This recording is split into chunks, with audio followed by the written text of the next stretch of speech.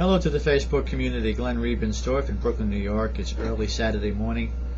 I had mentioned I would be making a number of videos on different types of subject matters related to the business I do and also related to relationships and on occasion a good word about the Lord Jesus.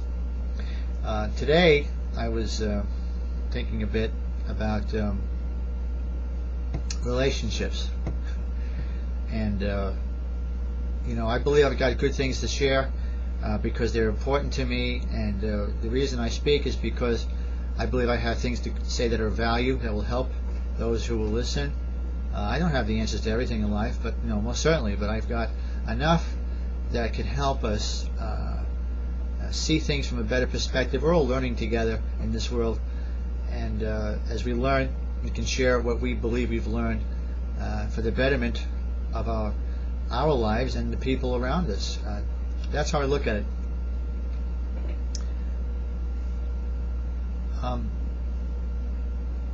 All right, so what I want to speak to you tonight about is building of relationships, and why my view, I believe, is the one that'll work. I'm not saying it's because it's coming from me. I'm not saying that. I'm just saying that the view I hold is an attitude, and the attitude that I hold is something that is missing in our society.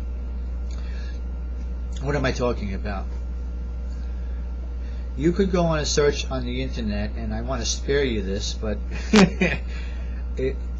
I do so much digging and looking. There's a reason why people don't stick together.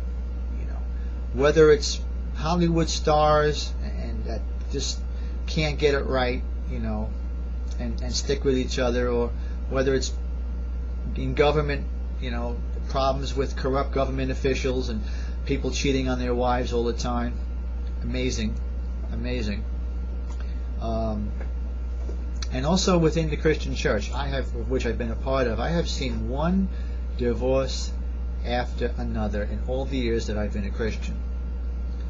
And there's always a one underlining theme in the reason why people get divorced or they can't make relationships work.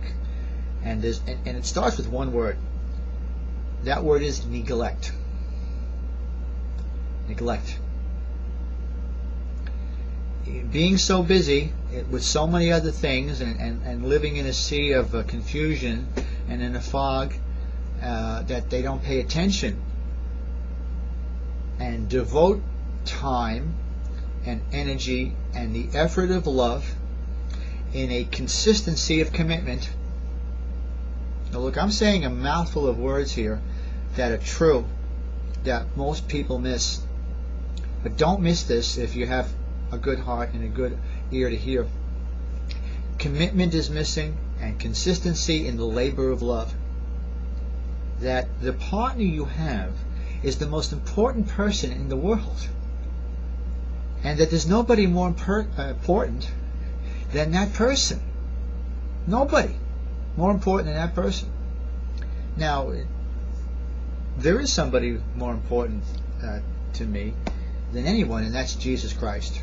Because without him, I believe I can do nothing in terms of spiritual comprehension, salvation before him, having my sins forgiven by the blood of the cross, and trusting him to produce the knowledge of his presence within me from day to day, and growing in a relationship with him, growing in his grace and knowledge as I keep myself in the love of God. But if you understand me, I don't wear that on my sleeve, if you know what I mean by that. I declare it, I speak it, and I'm very good at talking it because it's God's gift to me. The Spirit of God is very good at doing that through me, and it's something he's helped me with and cultivated through many, many years.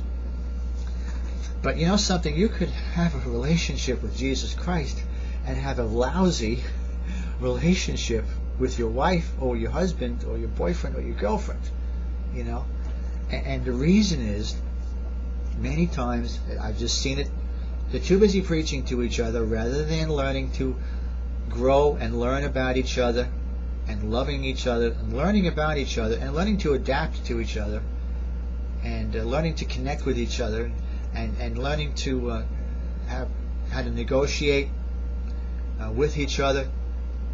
It's a big problem amongst couples. And I remember the girl. I'll give you an example how this is so rare to have this type of attitude. There's a framework that I come with life with, which is, first, the framework is, there is no other foundation to be laid other than the one already laid, who is Jesus Christ. And from that foundation is a foundation of faithfulness, love, commitment, fidelity, loyalty, honesty, and the labor of love. And that's the foundation. But that doesn't mean it's going to be easy, because most women have not experienced that with a man. Most women have not experienced that with a man. And I'm going to give you an example. I wrote The Girl I Love about 50 letters this year, all geared on that. Just the necessity of communication. Oh, I didn't mention communication too, in the midst of all the rest of it. Love, faithfulness, commitment, communication. Communication, learning how to communicate, and the building of trust is the #1 problem in this country when it comes to relationships. The #1 problem, the building of trust. And there are levels of trust. Trust can grow if you learn to do things right. Trust can diminish. But we want trust to grow, and we want trust to blossom. And learning how to communicate, to speak. There's all types of communication.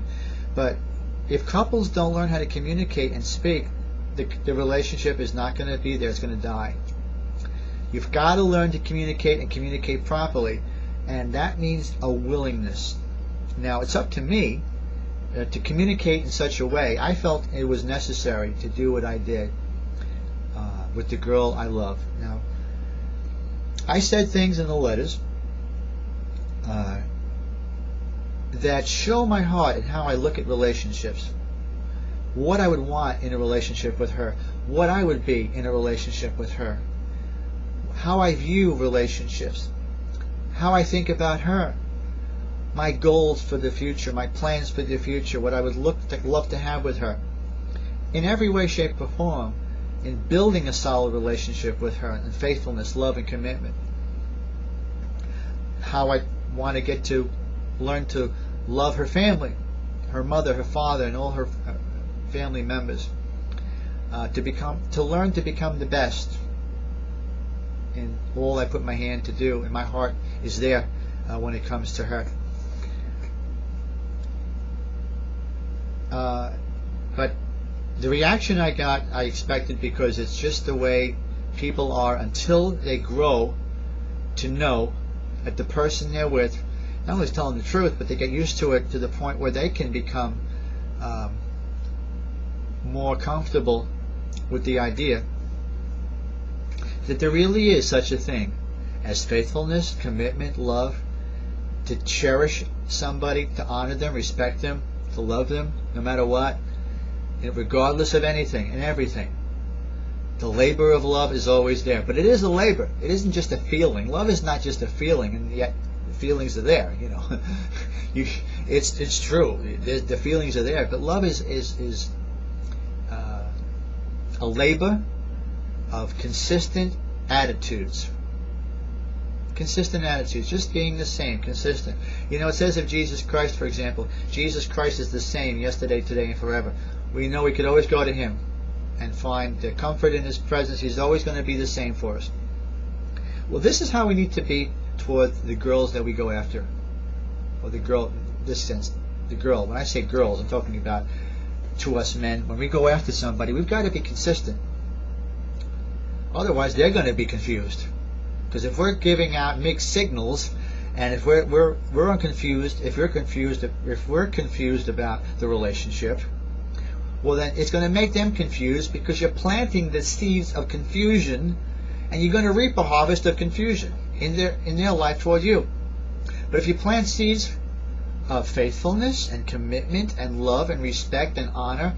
And as they set boundaries in the relationship, you respect those boundaries until they're ready to, open up to you further. This is how a good relationship is built, based upon a bad relationship, which everybody seems to be having a problem with. But I wrote these letters purposely to plant the seeds. And when I spoke to her in August, I said, the reason why I wrote these letters was to show the importance of communication. And she acknowledged, she understood that. So I was thankful for that.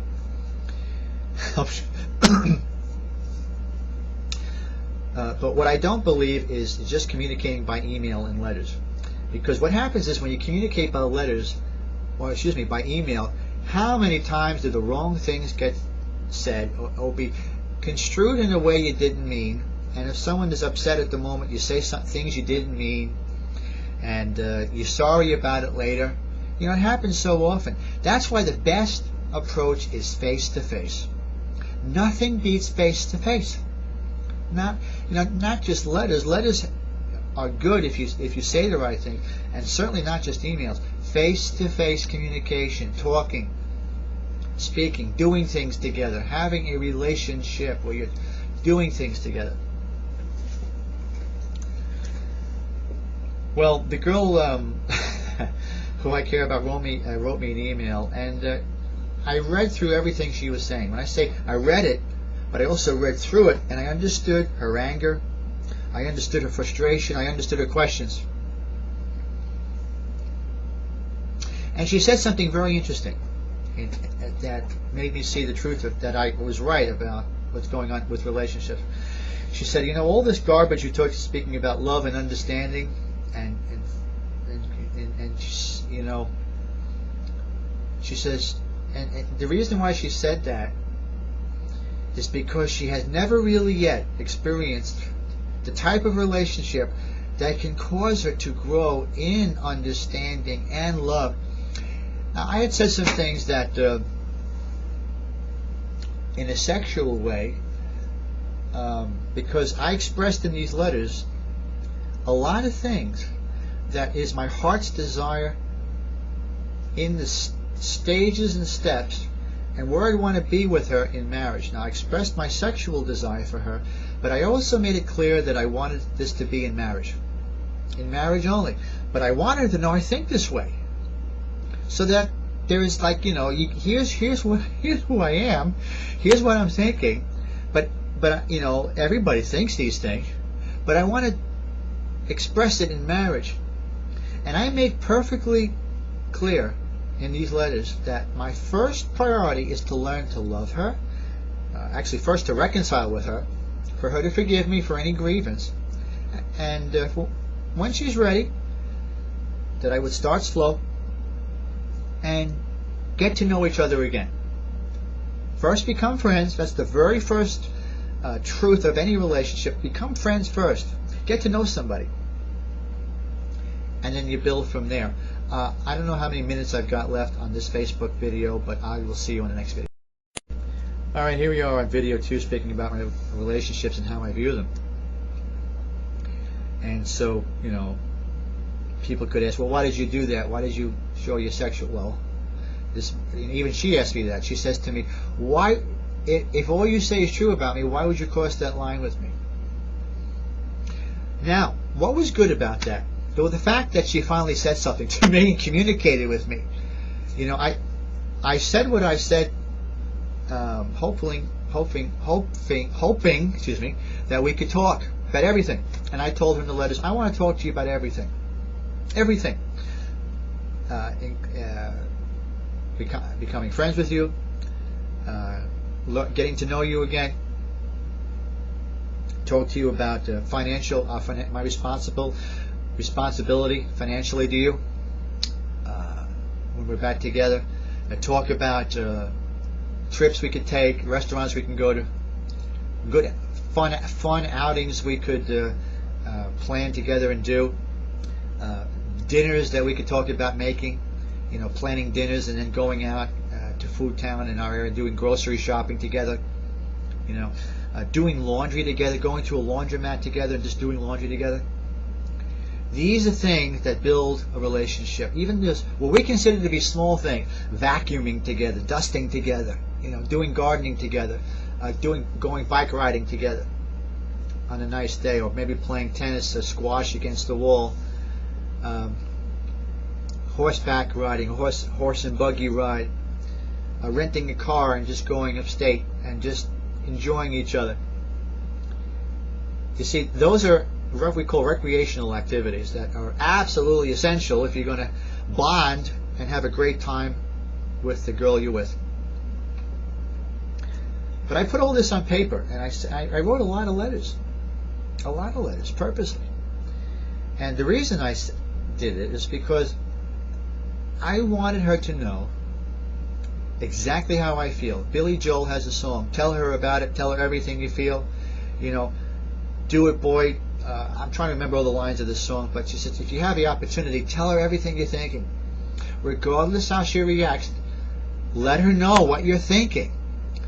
Because a woman can't read your mind, so they need to know what you're thinking so that as they can step back and make a decision and think about things, that gives them the right to breathe over what you said.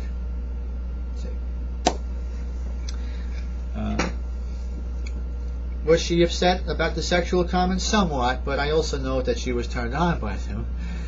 Who wouldn't be? But she didn't understand why I crossed the line, and I kept stressing, this is who I am, communication. And I told her when we met, this is what you're going to get with me. I said, you need to compare me with all the other guys you know and see if I'm the type of guy you want to be with. I said, but with me, you're going to find out that how I feel about you, I want you more than I want anybody else. And we were going back and forth. I need to be consistent with only her. That'll help her see that I really want her alone. Consistency. Just to be consistent. Over and over again, be consistent so she can come up to the viewpoint in her emotions that, yeah, he really means it. That he really does want me. Now I have to make a decision if I'm going to start a relationship with him too. Women need to know this. That you're consistent and faithful for them, because deep down they want one man who will be faithful to them. One man. So she asked me all the right questions in our meeting, and in the email she said a lot of things with a defense up. She had to, which is understandable. She had to have the defense up because she can't let the defense down until she gets her questions answered. And her questions are very important to me. And men, you better make sure that whenever a woman acts a certain way, that you may not like, don't take it personally. You want her to react a certain way so you can learn how to love her through it and help her understand that you understand all her concerns because they're valid. Until she gets to know you better, until you help her see that she can let her down her guard little by little by little by little, she's going to test you. And she needs to test you so she can see that you're genuine, that you care about her. And so when she sent me the email, I didn't react angrily. I sent her an email back, answering a few things, and I said, congratulations, you finally talked to me a little bit. It took you a while, but okay, let's talk about some of the stuff you brought up. And I did. And I was loving to her, and I said to her, I understand how you think, here. Why was that good? Because everything she said I could respond to in a positive way, first to help her see that I understood everything she was saying, which is what understanding is about. That's why she said, why would you cross the line with me? Well, I needed to answer that so she could see I understand. Why? Glenn, answer me. And I did. I was able to see, because I desire you in a sexual way, because I have the hots for you. Okay? But it's controlled in that I'm not going to exercise that until you would decide to become my wife. Then in marriage, as the book of Hebrews says, the marriage bed is undefiled. In the Christian context, it says the marriage bed is undefiled, meaning the marriage bed is clean. If you read the book of Song of Solomon in the Old Testament, you're going to see a man and a woman with a high sex drive toward each other and expressing themselves in a very sexual way, in very poetic ways of saying it. But you've got to read this book. It's the book of the Song of Solomon by King Solomon. It's in the Old Testament. Read this. You're going to say, wow. I didn't know that, this was all in the Bible. Yeah, read it. It's great. God created the sexual drive in males and females. Be fruitful and multiply, he told Adam and Eve, and they couldn't have done that unless they were feeling the sexual urge toward each other.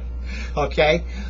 But you see, what I believe about this is that in the marriage, it's where it's best. And before God, if you do what's right before God and before the woman that you say you love, if you do what's right, you want to lead her properly. The reason I told her all this is that I wanted to know everything I'm thinking, but I want to lead her in proper stages.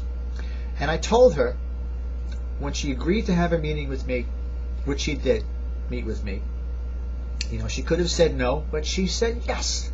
And it took courage on her part. There were fears in her, I'm sure. She wasn't sure how it was going to be and how it was going to turn out.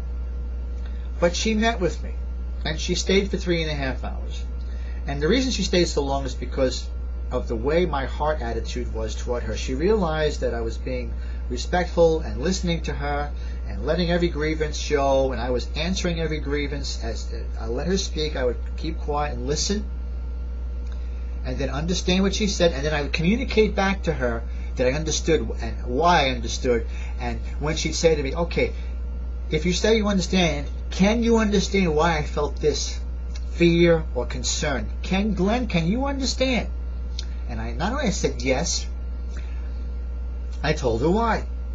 I said, because I felt fear or this concern when this happened, so I could understand. And every time I brought that up, she would soften more. She was softening more and more and more. It's called making a woman feel comfortable. What she said to me was in the email, that meeting, she says, I want you to keep your distance.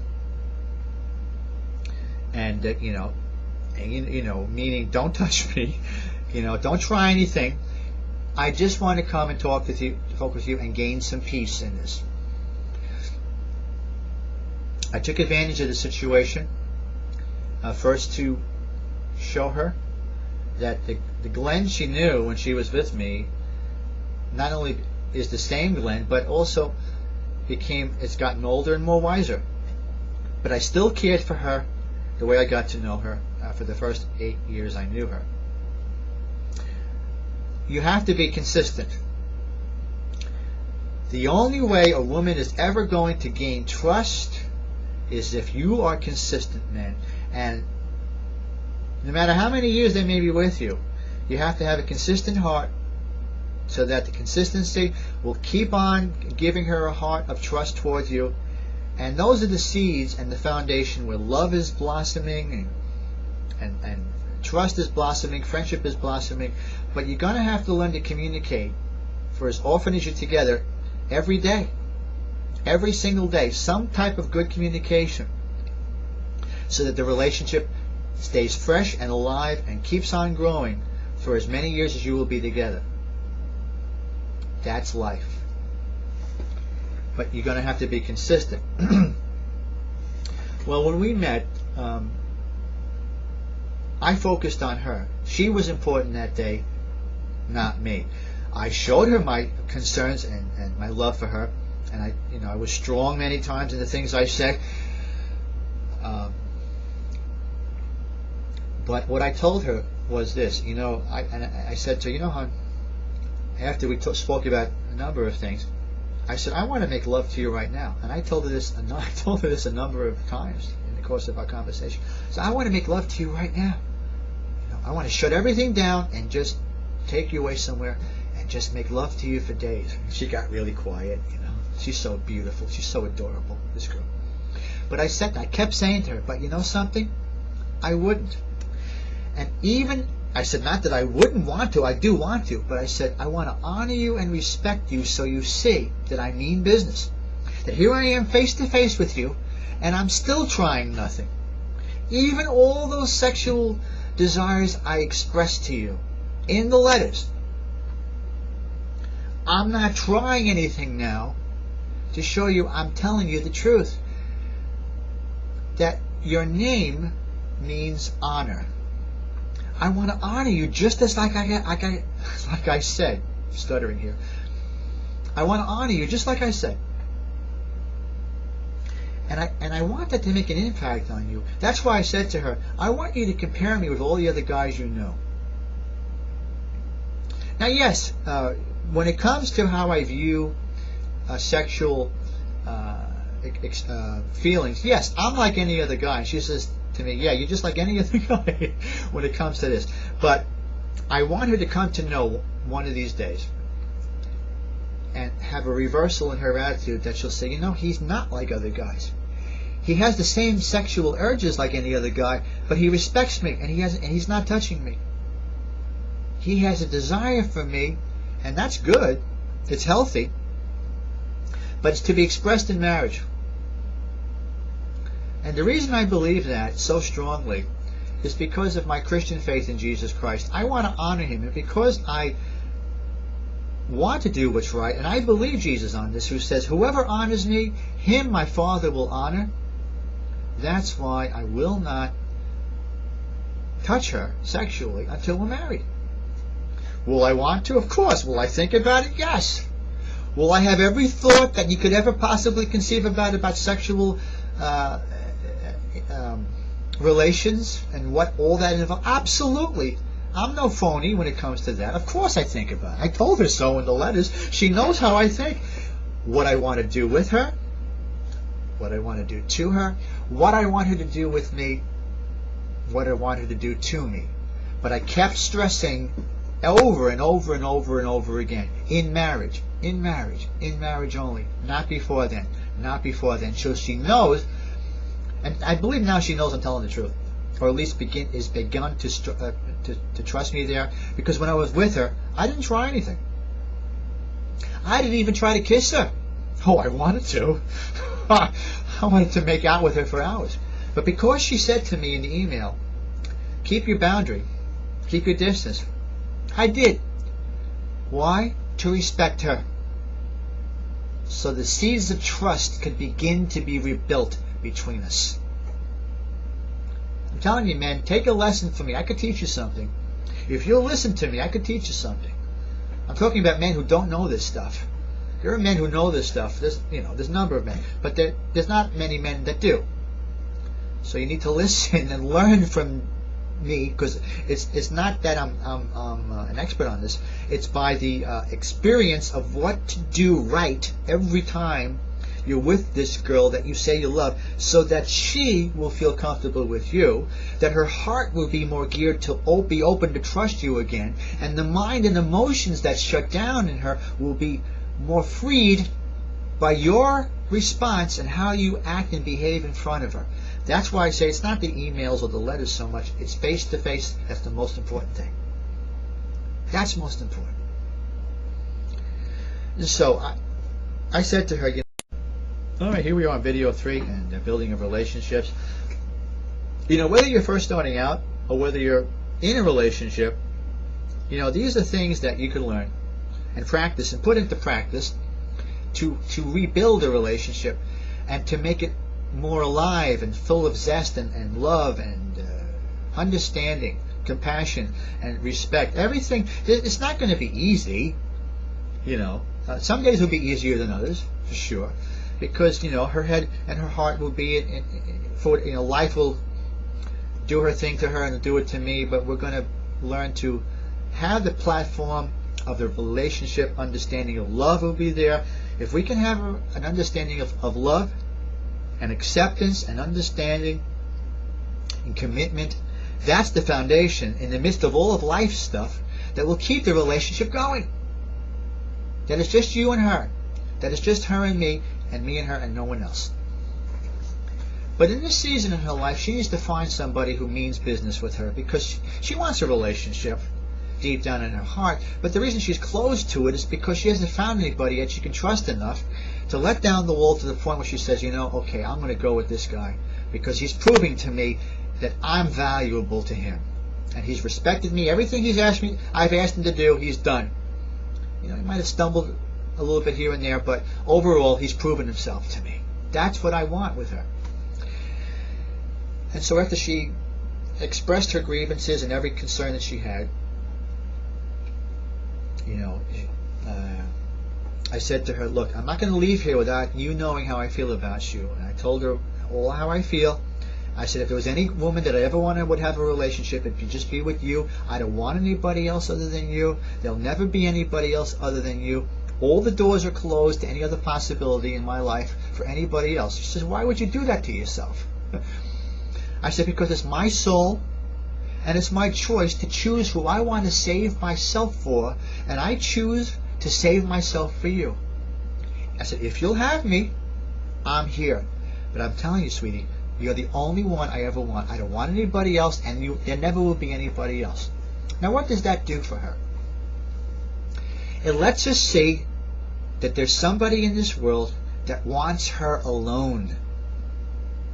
But it also shows her in the way I treated her that day, listened to her, respected her, answered every grievance she had, and the remorse that I showed, even with tears and even getting on my knee before her, showed her I meant business.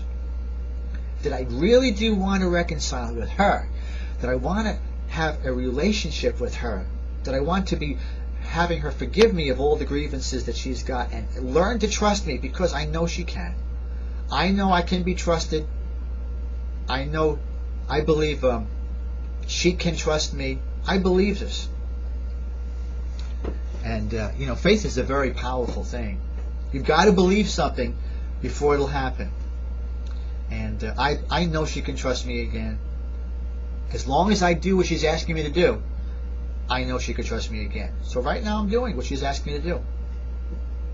This is to not contact her, to leave her alone, to let her find out in her own growth pattern in life what she wants to do. She knows how I feel. She has the letters. If she wants to read them, she can read them anytime she wants, because